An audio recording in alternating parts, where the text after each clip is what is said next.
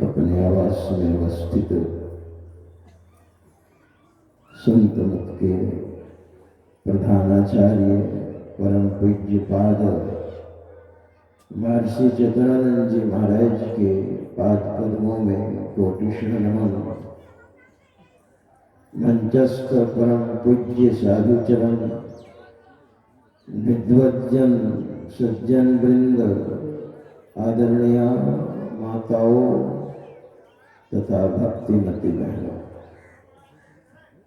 प्रेम से और जोर से सद्गुरु महाराज की जय जयकार करें। श्री सद्गुरु महाराज की संत मत के नियमानुकूल श्री रामचरितमानस सार सटीक सप्तम सोपान उत्तर कांड से हम लोग पाठ सुन रहे थे।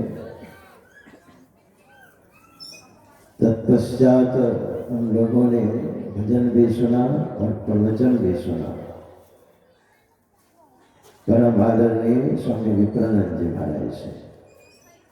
आइए थोड़ी देर में भी आपकी सेवा करूंगा।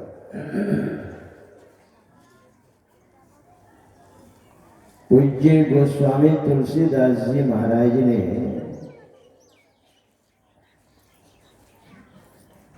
हम लोगों को बहुत सुंदर ज्ञान सुनाया है।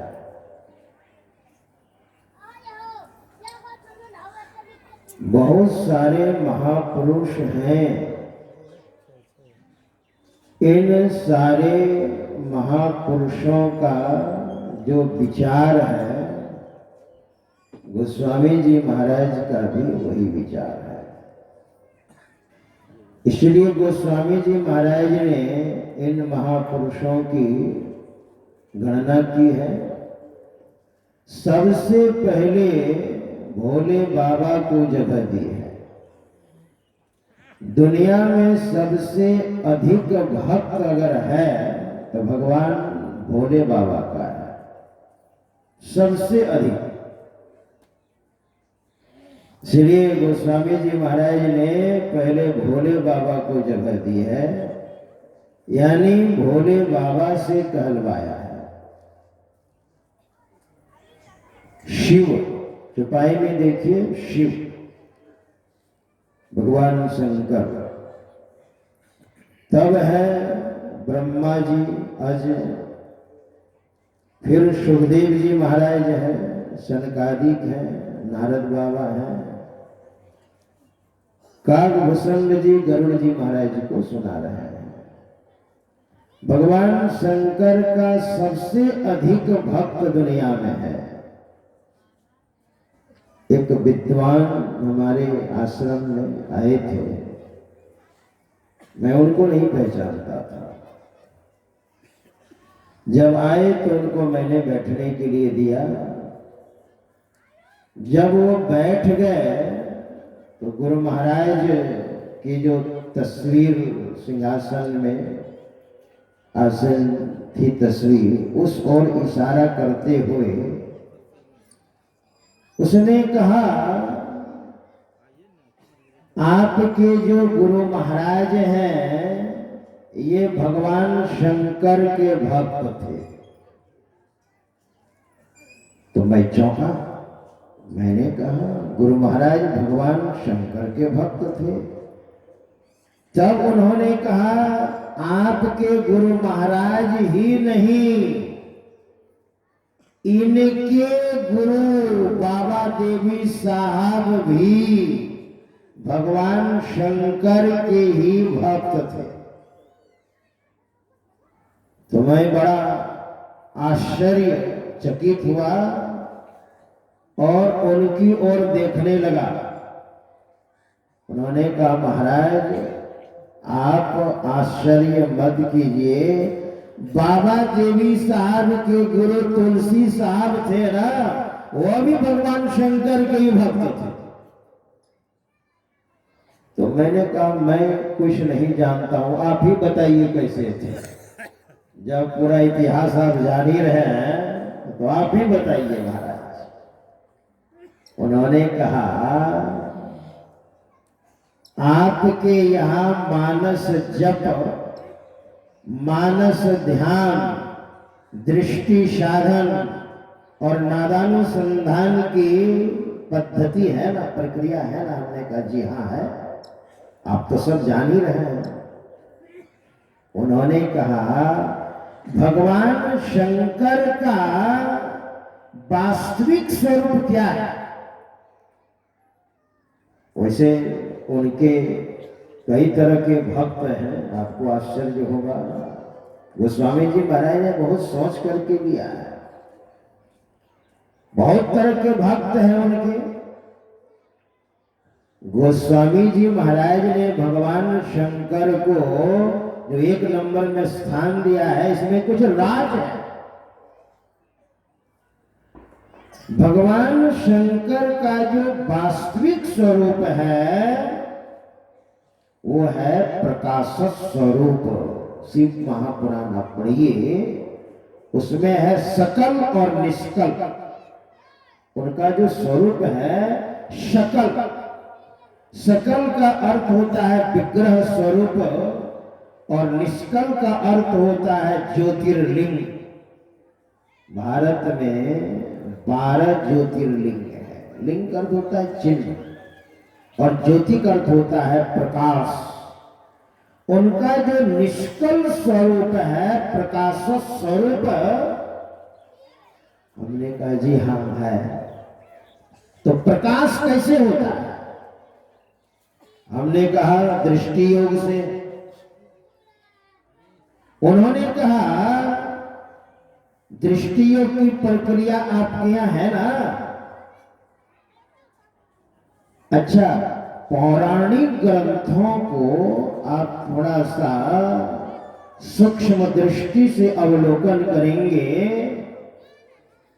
और हमारे गुरु महाराज ने सम्मति जताई है, मैंने पढ़ा है। परमाराध्य श्री सदगुरु महाराज जिनकी तस्वीर सुशोभित है, इनके प्रवचन मैंने पढ़ा है कि भगवान शंकर का स्थान कहाँ है, कहाँ वो रहते हैं। उस विद्वान ने जो मुझे कहा था, बिल्कुल बात जची मुझे। भगवान भोले शंकर का स्थान हमारे शरीर में कहाँ है?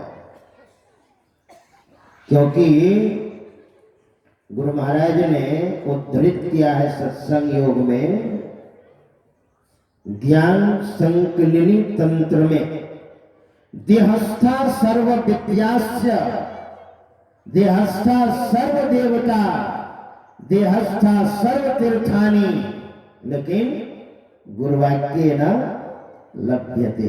सारे देवता, सारे तीर्थ, सारी विद्याएं हमारे शरीर में है। तो सारी देवता हमारे शरीर में है, तो देवों के देव महादेव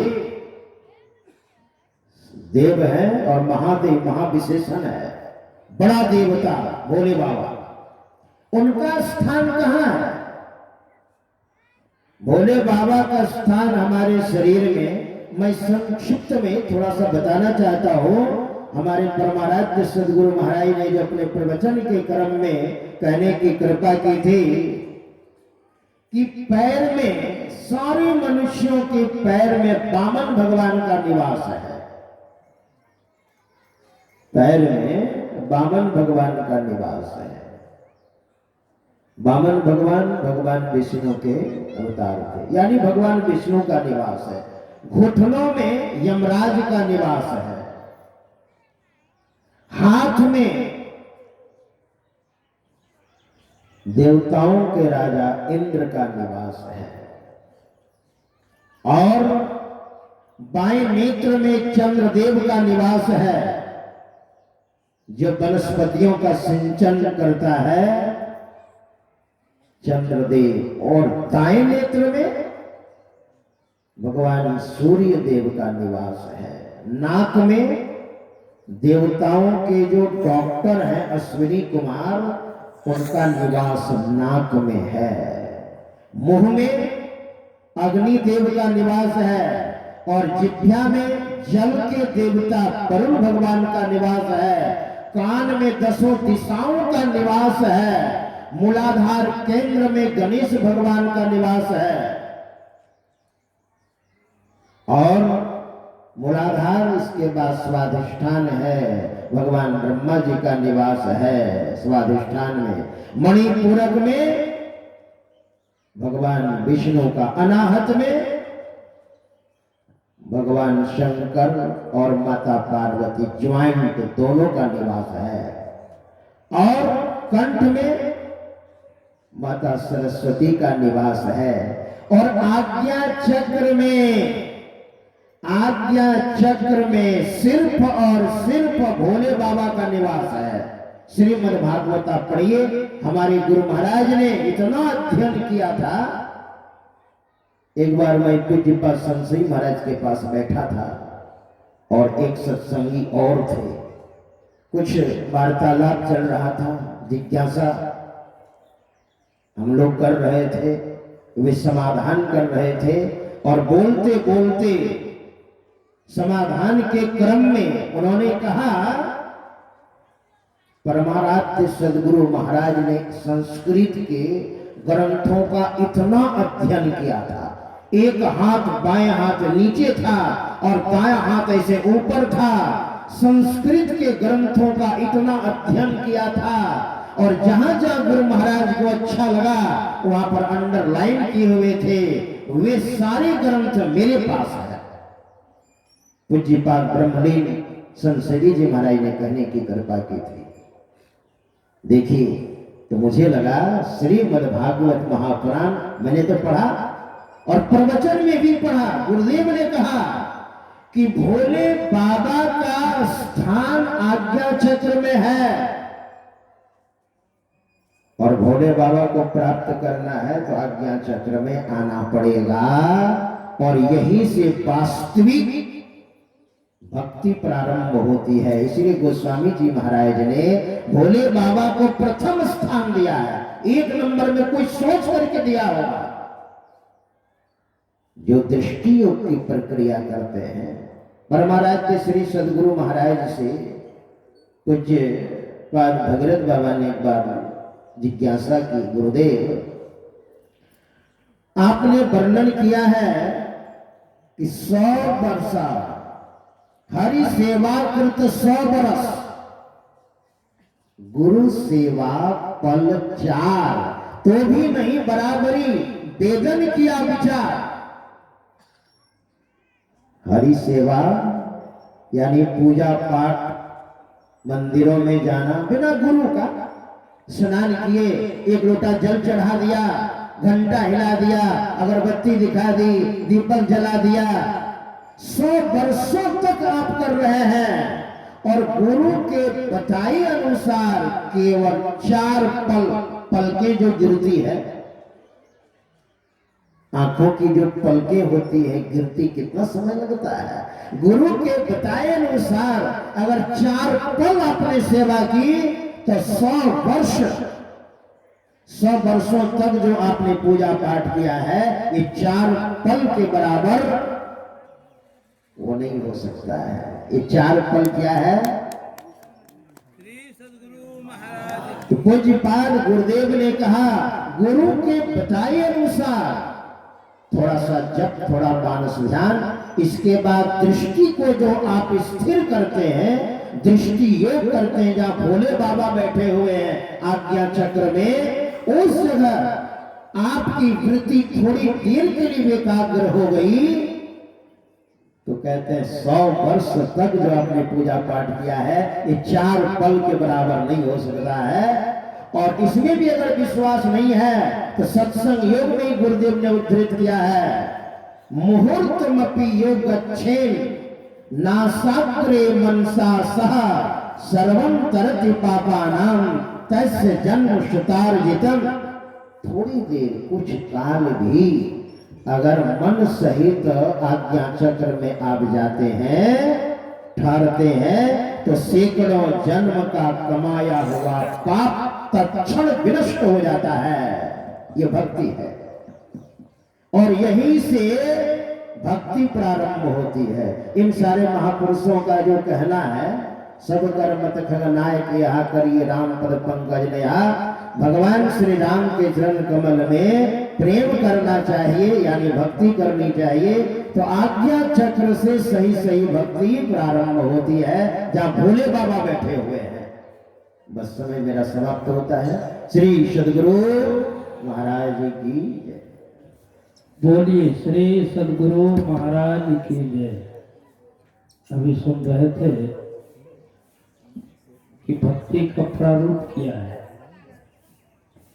मर्यादा पुरुषोत्तम भगवान श्री राम ने भी अपने प्रजाओं को उपदेश में कहने की कृपा की है कि और एक गुप्त मत